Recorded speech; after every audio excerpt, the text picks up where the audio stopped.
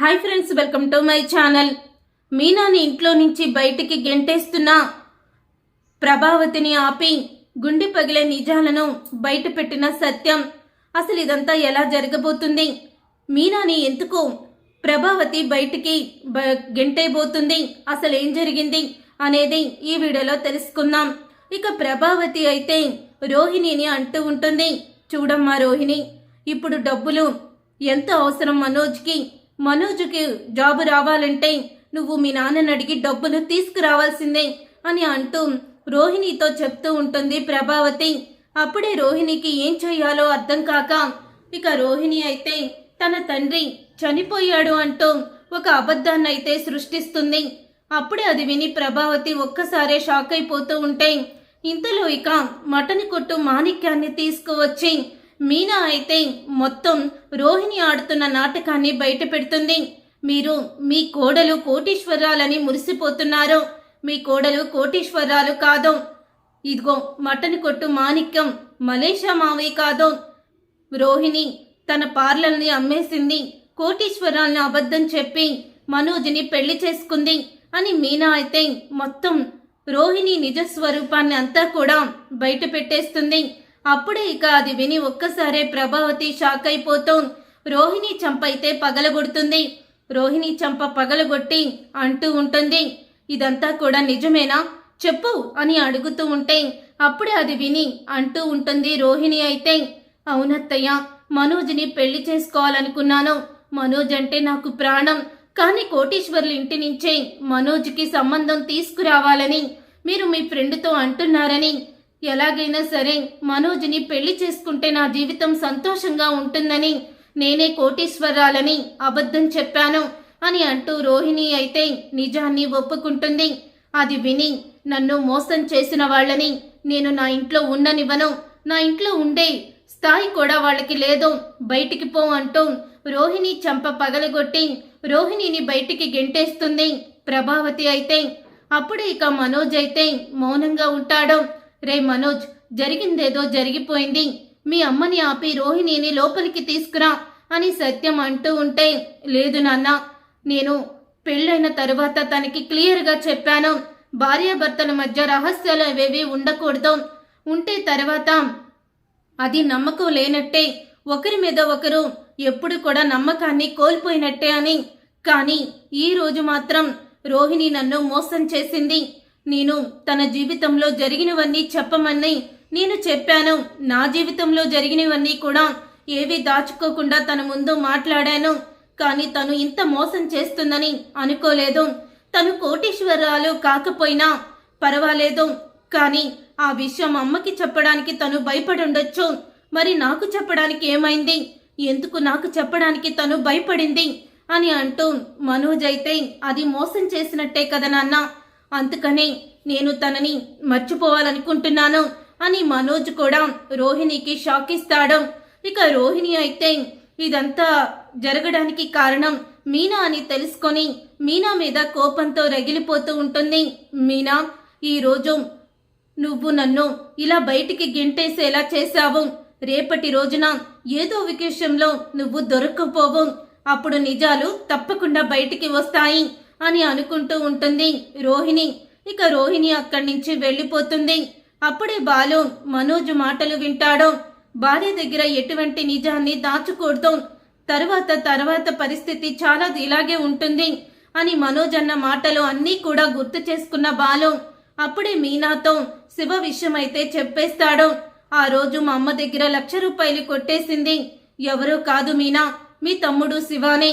గుణ మాటలు విని మీ తమ్ముడు ఇదంతా చేశాడు అని అంటూ ఉంటే ఆ మాట విని ఒక్కసారి షాక్ అయిపోతూ ఉంటుంది మీనా అయితే. ఇన్ని రోజులు కూడా నేను మా అమ్మ బాధపడతామని ఈ రహస్యాన్ని మీలోనే దాచుకున్నారన్నమాట. చాలా చాలా ఆనందంగా ఉందండి, మమ్మల్ని మీరు అర్థం చేసుకున్నారు అని అంటూ ఉంటుంది మీనా. ఇప్పటికైనా వాడికి బుద్ధి చెప్పు, ఆ గుణ దగ్గరికి వెళ్ళి పని మానేసేమని చెప్పు, గుణ దగ్గరికి వెళ్ళొద్దని చెప్పు అని అంటూ ఉంటాడు బాలు. అప్పుడే ఇక మీనా అయితే శివ దగ్గరికి వెళ్తుంది. మీనా శివ దగ్గరికి వెళ్ళి అంటూ ఉంటుంది, రే శివ, నువ్వు ఎందుకు నా దగ్గర నిజాన్ని దాచిపెట్టావో మా అత్తగారి దగ్గర డబ్బులు కొట్టేసి ఇప్పుడు మీ బావగారిదే తప్పన్నట్టు మాట్లాడావు కదా అని అంటూ ఉంటుంది మీనా. నిజం తెలుసుకుంది మీనా అని తెలుసుకొని క్షమాపణ అడుగుతాడు. శివ అయితే నువ్వు వాడి దగ్గర పని మొత్తం మానేయాలి, లేకపోతే జీవితంలో నీ ముఖం చూడను అని అంటూ ఉంటే ఆ మాట విని ఇక శివ అయితే తన అక్కని దూరం చేసుకోలేక గుణ దగ్గరే పని మానేద్దామని గుణ దగ్గరికైతే వెళ్తాడు. గుణ దగ్గరికి వెళ్ళి అప్పుడే శివ అయితే అంటూ ఉంటాడు, గుణ అన్నా నేను నీ దగ్గర పని మానేస్తున్నానన్నా, నీ దగ్గర పని చేయడం మా అక్కకి ఇష్టం లేదు. మా అక్కని బాధ పెట్టి నేను కూడా నీ దగ్గర పని చెయ్యలేను. మా అక్కకి మా బావ వాళ్ళ అత్తగారి దగ్గర డబ్బులు కొట్టేసింది నేనేనన్న నిజాన్ని చెప్పేశాడు. ఇక నేను అబద్ధం చెప్పానని అక్క నా మీద చాలా కోపంగా ఉంది అని శివ అయితే గుణతో చెప్తూ ఉంటాడు. అప్పుడే గుణ దగ్గరికి వడ్డీ డబ్బులు కట్టడానికి వచ్చిన రోహిణి అదంతా కూడా వినేస్తుంది. అదంతా కూడా వినేసి రోహిణి అయితే అంటూ ఉంటుంది, మీనా నీ తమ్ముడే అత్తయ్య దగ్గర డబ్బులు కొట్టేసిన విషయం నువ్వు మీ ఆయన దాచిపెట్టారనమాట. ఇప్పుడు చెప్తాను మీ సంగతి అని వెంటనే ప్రభావతికి రోహిణి ఫోన్ చేస్తుంది. అప్పుడే ఎందుకు ఫోన్ చేశావో, ఎప్పటికీ నిన్ను మాత్రం నేను క్షమించను అని అంటూ ఉంటుంది. ప్రభావతి నేను కేవలం నేను ఇంటికి వస్తాను, నన్ను క్షమించండి అని ఫోన్ చేయలేదు అత్తయ్య. మీకు ఒక నిజం చెప్పాలనే ఫోన్ చేశాను. అదేంటంటే మీకు ఆ రోజు బాలు దొంగ దొరికాడని మీ దగ్గర కొట్టేసిన 1,00,000 రూపాయలు తీసుకొచ్చాడు కదా, అసలు దొంగ ఎవరో మీకు తెలుసా? ఆ మీనా తమ్ముడు శివాని. ఇన్ని రోజులు ఆ బాలు మీనా ఇద్దరు ఈ విషయాన్ని మీ దగ్గర దాచిపెట్టాడు.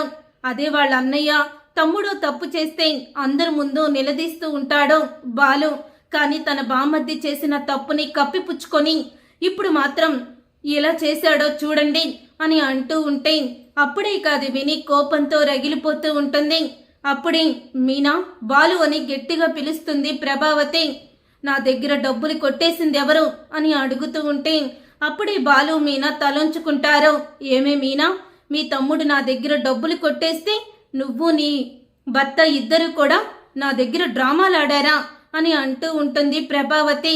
ఏమైంది ప్రభా అని సత్యం అడుగుతూ ఉంటే చూడండి వీళ్ళిద్దరూ వీళ్ళ తమ్ముడు నా దగ్గర డబ్బులు కొట్టేస్తే ఆ నిజాన్ని దాచిపెట్టి వేరే ఎవరో కొట్టేసినట్టు వీడు ఆ డబ్బులు తీసుకొచ్చి మీ చేతిలో పెట్టాడు.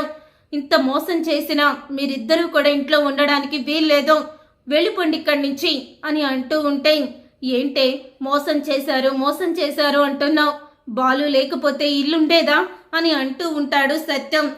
బాలు నా జీవితంలో చెయ్యరాని తప్పులు చాలా చేశాడండి. నా కన్న కొడుకుని దూరం చేశాడు అని అంటూ ఉంటే నీ కన్న కొడుకుని దూరం చేసింది బాలుగాడు కాదు, మనోజ్.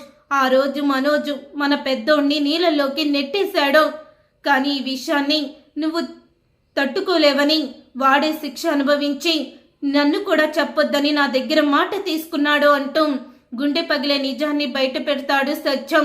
చూసారుగా ఫ్రెండ్స్, రాబోయే కథలో ఖచ్చితంగా ఇలాగే జరగబోతుంది. మరి ఇలాగే జరగాలని మీరైతే కోరుకుంటున్నారా? అయితే వీడియోని తప్పకుండా లైక్ చేసి ఛానల్ని సబ్స్క్రైబ్ చేసుకొని పక్కనే ఉన్న గంట సింబలపై ఆల్ అని క్లిక్ చేయండి. అప్పుడే మేము పెట్టే ప్రతి వీడియో మీరు మిస్ కాకుండా చూసేవచ్చు.